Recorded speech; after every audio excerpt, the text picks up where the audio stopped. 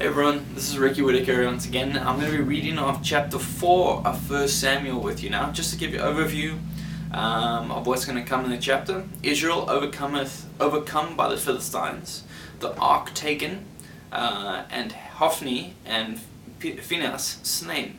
Eli, hearing the tidings, falls backward and his neck breaks, etc.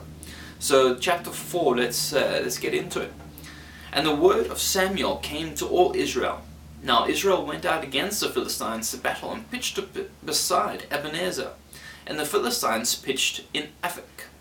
And the Philistines put themselves in array against Israel. And when they joined battle, Israel was smitten before the Philistines. And they slew of the army in the field about 4,000 men. And when the people were come into the camp, the elders of Israel said, Wherefore hath the Lord smitten us today before the Philistines? Let us fetch the ark of the covenant of the Lord out of Shiloh unto us, that when it cometh among us, it may save us out of the hand of our enemies. So the people went to Shiloh, and that they might bring from thence the ark of the covenant of the Lord of hosts, which dwelleth between the cherubims. And the two sons of Eli, Hophni and Phinehas, were there with the ark of the covenant of God.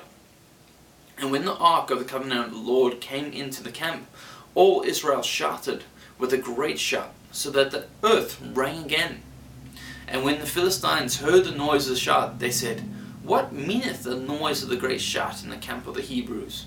And they understood that the ark of the Lord was come into the camp. And the Philistines were afraid, for they said, God is come into the camp. And they said, Woe unto us! For there hath not been such a thing heretofore. Woe unto us! Who shall deliver us out of the hand of these mighty gods? These are the gods that smote the Egyptians with all the plagues in the wilderness. Be strong, and quit yourselves like men, O you Philistines, that you be not servants unto the Hebrews, as they had been to you. Quit yourselves like men, and fight. And the Philistines fought, and Israel was smitten, and they fled every man into his tent. And there was a very great slaughter. For there fell of Israel 30,000 footmen. And the ark of God was taken. And the two sons of Eli, Hophni and Phinehas, were slain. And there ran a man of Benjamin out of the army, and came to Shiloh the same day with his clothes rent, and with the earth upon his head. And when he came, lo, Eli sat upon a seat by the wayside watching, for his heart trembled for the ark of God. And when the man came into the city and told it, all the city cried out. And when Eli heard the noise of the crying, he said, What meaneth the noise of this turmoil? And the man came and hastily and told Eli. Now Eli was 98 years old, and his eyes were dim, that he could not see.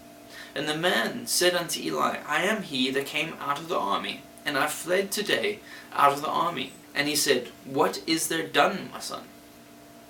And the messenger answered and said, Israel is fled before the Philistines, and there hath been also a great slaughter among the people.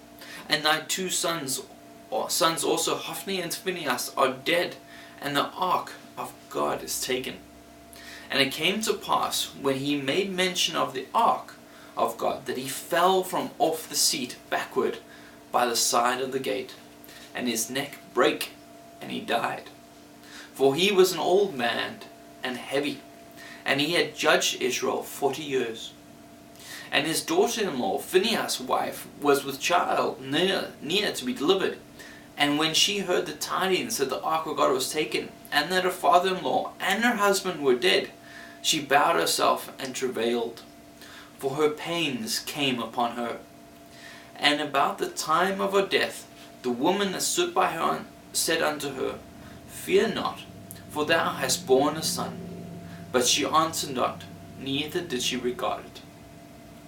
And she named the child Ichabod, saying, The glory is departed from Israel, because the ark of God was taken, and because of her father-in-law and her husband.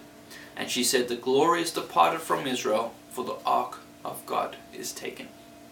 That was 1 Samuel chapter 4.